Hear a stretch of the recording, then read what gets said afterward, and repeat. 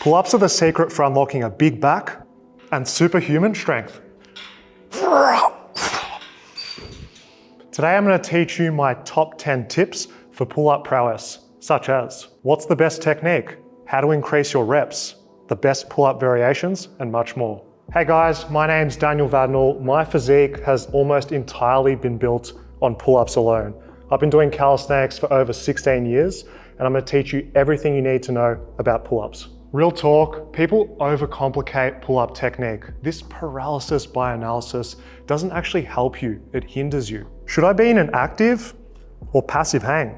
Should my elbows be flared or tucked during pull-ups? What should my scapula be doing? As well as, what the hell should my legs be doing during a pull-up? As you can see, there's so many options, it can be quite overwhelming. The truth is, pull-up technique doesn't matter as much as you think. You see, your body is smarter than you. It self-organizes. It uses its strongest movements and muscles automatically without you having to think about it. Consider this, if you're balls deep in a set, you're trying as hard as you can, you physically and mentally just can't concentrate on these cues. Even if theoretically it makes sense, in practice, it's not possible. What actually matters is effort, progressive overload, pushing yourself to the limit, trying to beat your previous self in terms of reps or weight lifted. This isn't to say that technique doesn't have its place. I just don't want you sweating the small stuff. Okay, here's my simple pull-up checklist. Grip width of around 1.5 to 2 times shoulder width works best for most people. Now with the hands, with a thumbs under grip, it recruits more of your grip and forearm muscles, increasing force transfer. Otherwise, you can do a thumbs over technique.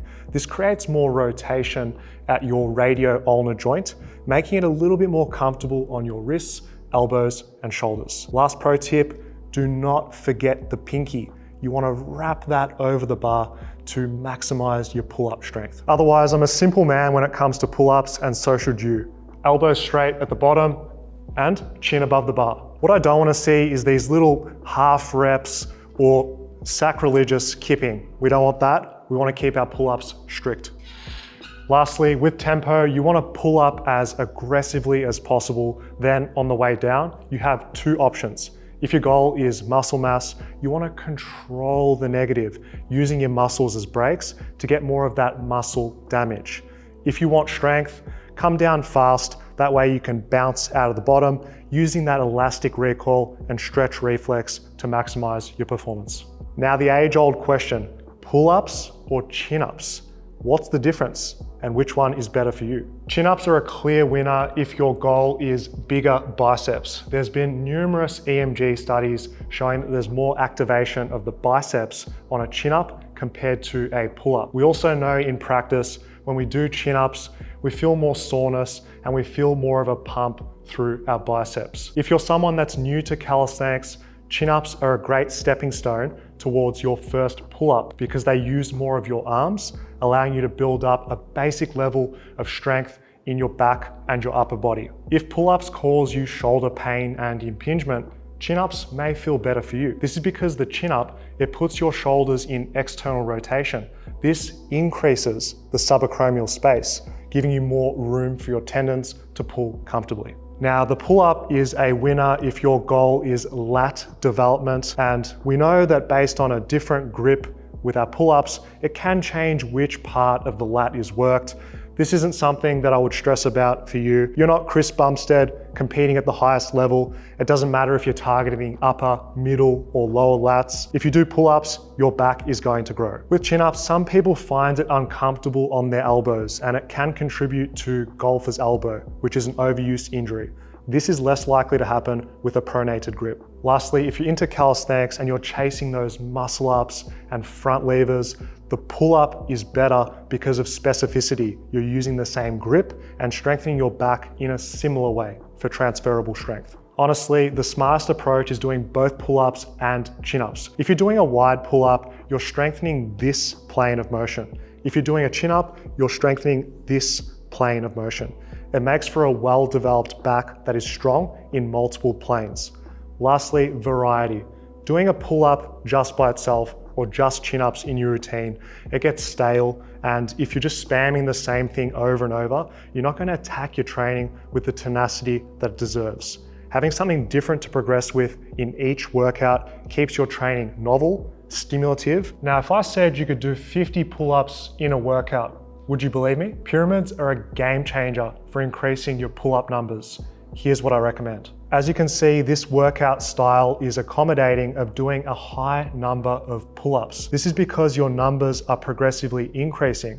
You get towards the top set and you're fatigued. You're working to the maximum of your pull-up abilities. Then you're dropping the reps, but it still remains challenging because of that fatigue. This allows you to maintain good technique, work on that skill development, and also do a large number of pull-ups. If you're someone who's struggling to increase how many pull-ups you can do in a row, this high volume training method is an absolute game changer, and it's going to help you overcome plateaus. This is because it increases work capacity. You can handle those pull-up numbers amidst fatigue. You can push through physical and mental barriers, increasing your endurance of pull-ups. In terms of making the pyramid harder, you can play with density training. It's completing the pyramid in a shorter period of time. This would look like, instead of resting 3 minutes between each set, you can drop that down to 2. Otherwise, you can set yourself a total time limit. 30 minutes to complete the pyramid as a start, and then eventually progressing to doing it in 20 minutes. Of course, you can add weight to your pull-ups, and I recommend choosing a weight that challenges you for that top set. You should barely be able to finish that peak of the pyramid before you go back down. If you're finding the pyramid too challenging as a beginner, no stress, you can add a band assist, and the same method and principle applies. Choose an amount of assist that makes it challenging, because that's going to change you. If endurance pull-ups are your goal, you can expand the peak of the pyramid, and as you can see, the rep total gets pretty high. I love this approach. I've used it extensively in the past when I was really into sets and reps calisthenics, and a high volume pull-up workout like this is a bunch of fun. Tip number 4 is weighted pull-ups. This exercise is going to keep you growing bigger and stronger forever. I really recommend prioritizing weighted pull-ups over lat pull-downs if your goal is an athletic body. When you're ready, start light. 2.5 to 5 kilos for 3 sets of 3 to 6 reps is the sweet spot for building strength. Your goal is simple in theory, but hard in practice. Keep lifting heavier, you'll get stronger, and profit. If you want to make your pull-ups as strong as possible, keep your technique the exact same. Same grip width, same tempo, same equipment. Specificity reigns supreme when it comes to maximizing your strength. Think about it this way. If your goal is to increase your bench press, you wouldn't do one workout, wide grip, close grip, shoulder width. Do not do the same mistake with your pull-ups either. What makes weighted pull-ups unique is they increase both absolute and relative strength. You're adding weight to your body, so you're getting better at moving sheer weight, but it's a body weight exercise, so you're going to improve that pound for pound strength, especially with your nutrition. You can't be getting sloppy, eating too much on a surplus, bulking up to 25% body fat, because you're just going to have a hard time with your pull-ups. The reason why weighted pull-ups are so early in this video is because they're important. Sure, it's boring, it's not glamorous to just keep adding weight to your pull-ups, but this difficult stuff is what matters most. Honestly, if you just built up your weighted pull-up to 5 reps with 50% of your body weight, you're going to be absolutely flying on any exercise that you choose to do. Muscle ups, front levers, the world is yours. While other people are spending all this time watching tutorials on how to do this exercise and that, you're gonna focus on what matters most, which is getting strong at your pull-ups. That way, you can do anything you want, including high pull-ups. Increasing the height of your pull-ups is a form of progressive overload. This is a great way of increasing the challenge with just your body weight alone. It also strengthens a greater ROM. With high pull-ups, you've got 3 levels to progress with: chest to bar, stomach to bar, and waist to bar. Bands are helpful for bridging the gap between progressions, from chin to bar to chest to bar. This is because high pull-ups require a different activation and technique. You need to pull your body in an arc motion to get up and towards the bar. Having bands reduces the intensity and allows you to practice perfect technique. What no one tells you about with high pull-ups is most people are afraid. That's the reason why they can't come up all the way, is because they're scared, afraid of hitting their chin on the bar or falling off or something like that. With bands, it allows you to build confidence. It's exposure to the fear, and it makes you understand that you can do this. Then over time, you can take away these training wheels and do the real thing. When doing high pull-ups, limit yourself to 6 rep sets. I know most of you watching can do way more than 6 reps. This isn't like training for your max pull-ups. It's all about quality over quantity. Your first rep should look like your last rep, because the goal is to pull up as fast and as high as possible. When training your high pull-ups, you have 2 options: continuous versus dead stop. With continuous, this is a lot more plyometric and explosive. You're using that stretch bounce from the bottom to propel yourself up in the reps. Just be careful with this, because it can be a little bit more aggressive on the tendons. With dead stop, you're building up that 0 to 100 gorilla strength. This transfers really nicely to those of you doing your 1RM pull-ups, where you've got to start from a dead stop. Doing high pull-ups supercharges your nervous system, making you a high force producing beast. Thanks to this increased pull-up power, expect your weighted pull-ups and your muscle-ups to improve for free. In important news, if you want to build muscle with calisthenics, check out our rings workout at FitnessFAQs.com and transform your physique today. Back to the video. A common mistake is only doing pull-ups to improve pull-ups.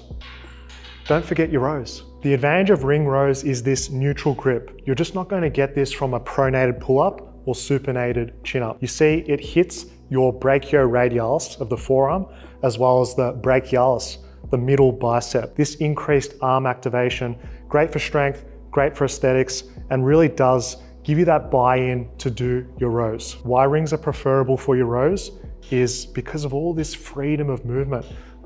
That way, when you're training, your body can find its most comfortable, strong position, so you can build a big back pain-free. Really, why we're doing rows is to improve our scapular retraction. Getting this enhanced joint stability is going to make you more bulletproof and resilient. But what you really care about is getting stronger. This is going to transfer to your pull-up performance, because you've got increased control and stability through those scaps, which is going to transfer through your kinetic chain. The major benefit of rows is undoing this hunchback, kyphotic posture, which can be made worse by pull-ups, because we're getting our lats so strong and tight. It can be like a straitjacket pulling us into this position. Plus, we spend all day hunched over our phones, typing on our computers. Rows build up that retraction, strengthen up all of those postural muscles in your back, so you'll be having an awesome posture. Rows help to volumize your back workout. This exercise is high stimulus, low fatigue. That way you can do a ton of reps and sets, getting a lot of back building volume without being absolutely cooked after. If all you do is pull-ups, you're going to be lacking from an aesthetic and strength perspective. Rows, they're a great complement to any back day for any level of strength that you're at. You might be thinking, okay, but bodyweight rows, they're a beginner exercise. They're too easy. Okay, come over here. I invite you to try the front lever row.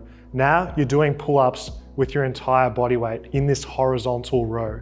It's going to challenge you in low reps so that you're going to build strength. And there's a lifetime of progress because you can extend the lever of your body. Until you can do these for 30 rep sets, you got work to do, and so do I. A weak grip equals a weak pull-up. You see, your hands are a link to your upper body. So if your grip and forearms are weak, it's going to limit how much your back can generate force, making your weighted pull-ups not as strong. As well, you're going to fatigue so much earlier on your high rep pull-ups, no matter how strong your back is. If you can't hang comfortably with 2 arms for 60 seconds, your pull-ups are going to be bottlenecked. Likewise, if you can't hang for 30 seconds on 1 arm, don't even think about 1 arm pull-up training. I'm talking to you, advanced calisthenics bro. To increase your grip and forearm strength, just a few sets at the end of your workout goes a long way. Here's some protocols. To build up your endurance, 3 sets of 60 to 90 seconds works really well. I recommend starting out with 2 arms to build up that base level of capacity. When you're ready, move on to the alternating 1 arm hang. This allows you to bridge the gap between 2 arms and a full-blown 1 arm hang, increasing your time under effort on 1 arm. These endurance hangs are really effective for helping out on those high rep pull-up sets. When you're doing 15 to 20 in a row, it's going to make sure that your grip won't limit your pull-ups. What's really complementary are strength hangs. 3 sets of 30 seconds to build up your top end grip and forearm strength. Weighted 2 arm hangs help you to accomplish this because no matter how strong you get, you can keep challenging yourself. And it's really important that you choose a high intensity.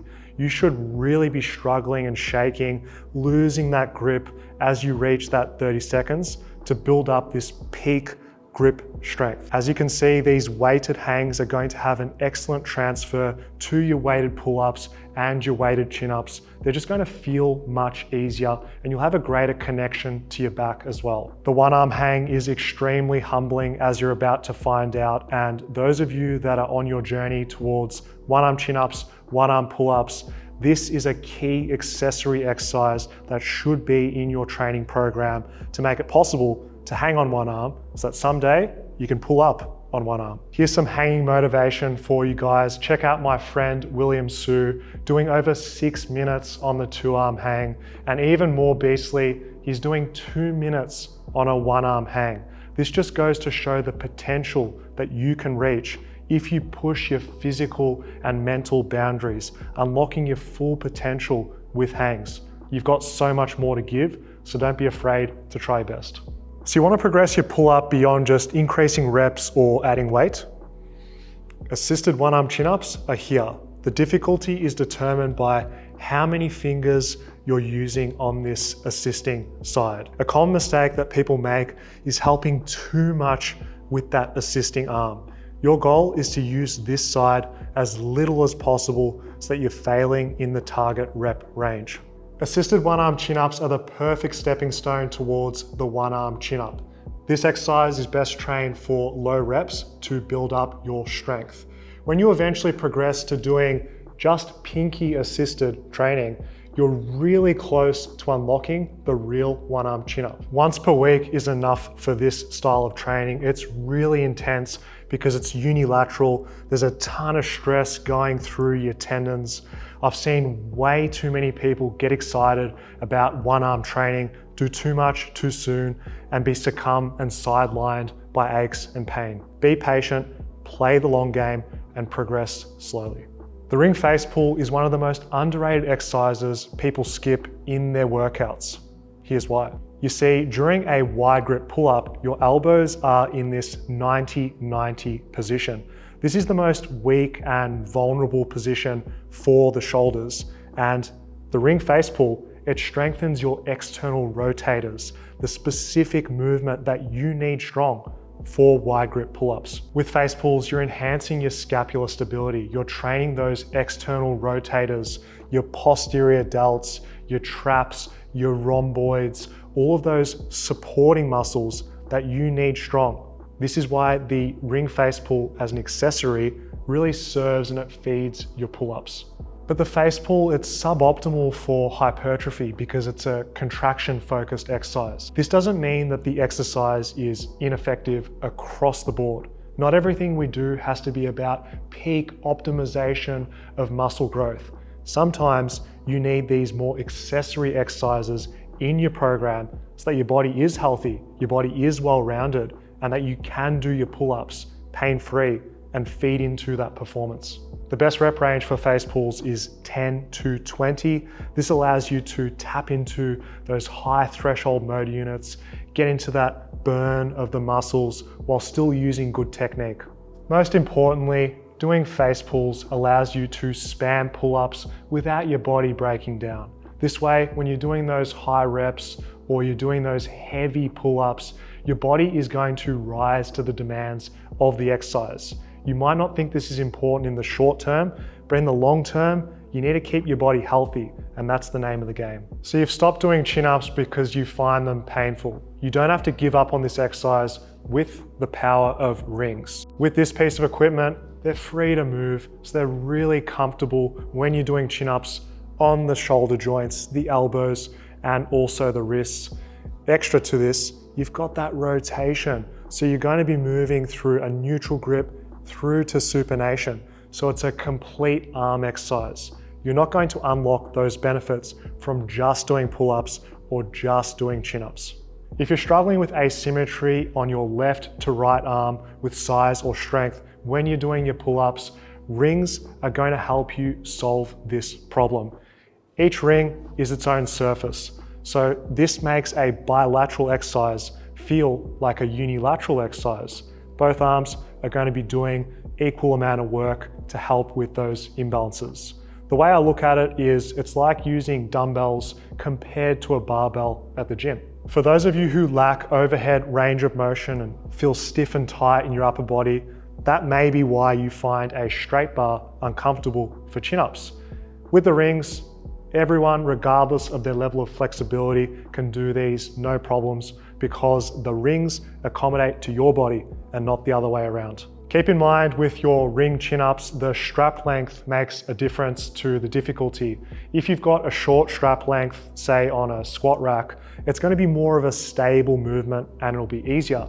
Conversely, if you're hanging your rings off the ceiling, long strap, lots of instability and greater difficulty. A well-rounded approach that I like is 1 time per week doing ring chin-ups and 1 time per week doing bar pull-ups. It doesn't beat up your tendons or your joints in the exact same way, and it allows you to get in tons of volume pain-free, so you can develop that big muscular back with your pull-ups and your chin-ups. All right, legends, if you want me to be your coach, click the top link in the bio. I will help you step by step along your calisthenics journey. Otherwise, YouTube knows what you want to watch more than I do. It's algorithm, it's watching. Click to check this out.